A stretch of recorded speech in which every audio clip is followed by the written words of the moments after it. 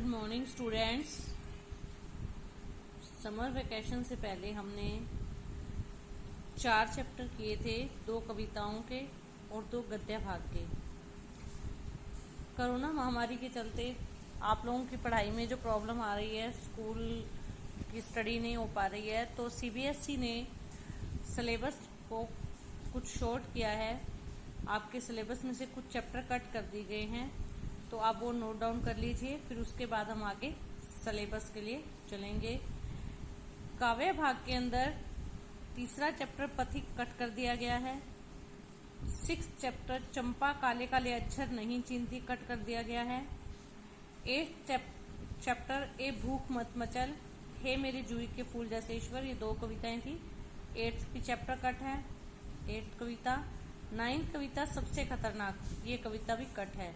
तो इस तरह से 10 में से 4 कविताएं कट कर दी गई हैं। चौथी, छठी कविता, 8वीं कविता और 9वीं कविता।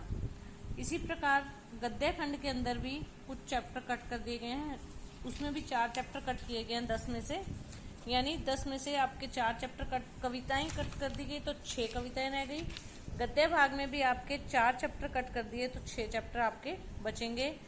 पहला और दूसरा चैप्टर हमने कर लिया, तीसरा चैप्टर कट है, चौथा चैप्टर भी कट है। तीसरा चैप्टर अपू के साथ 2.5 साल कट है, चौथा चैप्टर विदाई संभाषण कट है। फिर उसके बाद में आपका आता है चैप्टर 5वां गलता लोहा है, छठा चैप्टर भी है। 7वां चैप्टर रजनी कट कर दिया गया है और 10वां चैप्टर आत्मा का ताप कट कर दिया गया है।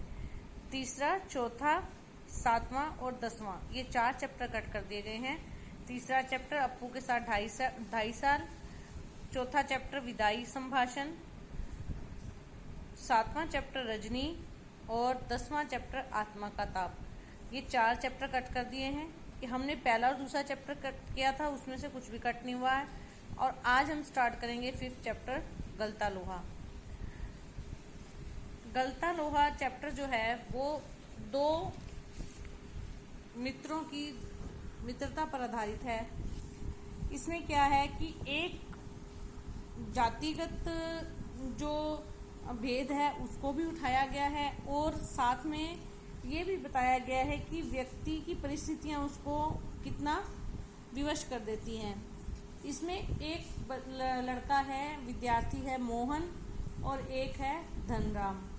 मोहन जो है वो ब्राह्मण जाति का है और उसके पिता ब्राह्मण हैं, और मोहन पढ़ने में बहुत अच्छा है, मेधावी मतलब इंटेलिजेंट, काफ़ी पढ़ाई में होशियार है, उसको स्कॉलरशिप भी मिलती है, वो पढ़ाई भी कर रहा है।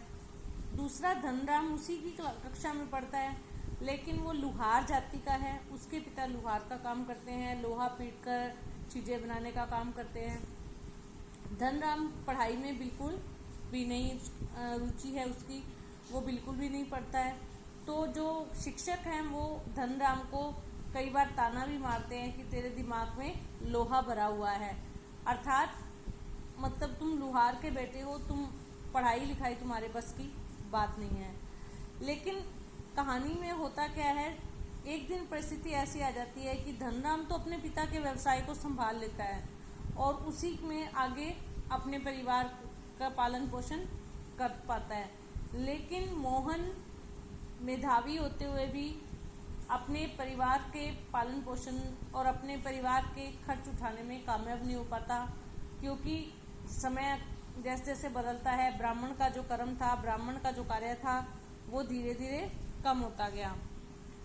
तो बाकी हम कहानी में शुरू करते हैं। कहानी में समाज के जातिगत विभाजन पर कई कोणों से टिप्पणी की गई है। यह कहानी लेखन में अर्थ की गहराई को दर्शाती है। इस पूरी कहानी में लेखक को कोई मुखर टिप्पणी नहीं है। इसमें एक मेधावी किंतु निर्धन ब्राह्मण युवक मोहन किन परिस्थितियों के चलते उस मनोदशा तक पहुंचता है जहां उसके लिए जातीय अभिमान बेईमानी हो जाता है।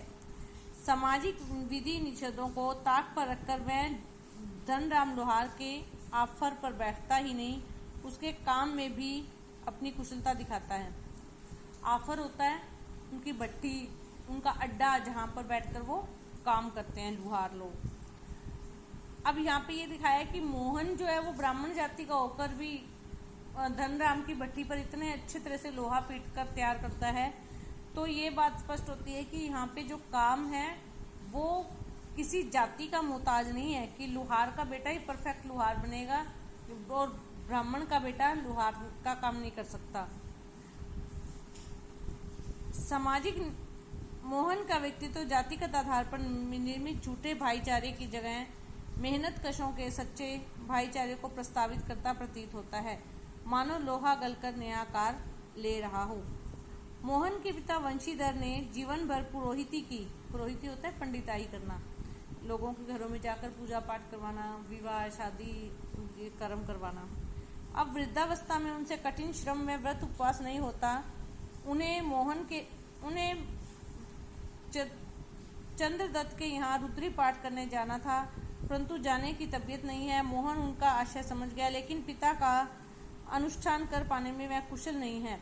पिता का भार हल्का करने के लिए मैं खेतों की ओर चला, लेकिन हंसुए की धार कुंद हो चुकी थी। उसे अपने दोस्त धनराम की याद आ गई।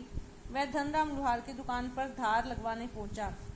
धार होता है तीखापन, उसका जो काम करने का जो औजार था ना, उसका तीखापन खत्म हो गया था। तो वो लोहार अपने दोस्त धनराम की दुकान पर गया उसकी धार तेज करवाने के लिए। धनराम उसका सहपाठी था, सहपाठी मतलब साथ पढ़ने वाला। दोनों बचपन की यादों में खो गए। मोहन के मास्टर त्रिलोक सिंह के बारे में पूछा। धनराम ने बताया कि वे पिछले साल ही गुजर गए थे। दोनों हंस हंस कर उनकी बातें करने लगे। मोहन पढ़ाई में गायन में निपुण था, निपुण मतलब परफेक्ट। वह मास्टर का चहेता शिष्य था।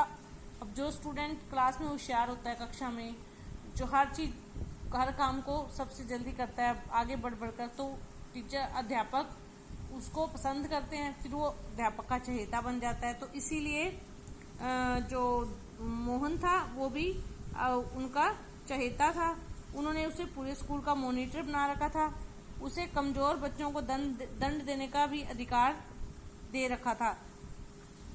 धनराम ने भी मोहन से मास्टर के आदेश पर डंडे खाए थे। धनराम उसके प्रति स्नेह में आदर भाव रखता था, क्योंकि जातिगत आधार की हीनता उसके मन में बैठा दी गई थी। उसने मोहन को कभी अपना प्रतिद्वंदी नहीं समझा। प्रतिद्वंदी होता है कॉम्पिटिटर,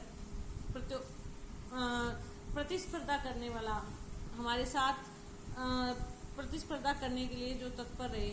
तो यहाँ पे मोहन के मन में जो धनराम के मन में बचपन से ये बात बिठा दी गई थी कि तुम लोहार नीची जाति के हो और मोहन जो है वो ब्राह्मण ऊंची जाति का है, इसलिए उसकी हर बात का को से सहमति प्रकट करना और उसको आदर करना, यही उसने बचपन से सीखा था। बाकी चैप्टर हम कल करेंगे। धन्यवाद।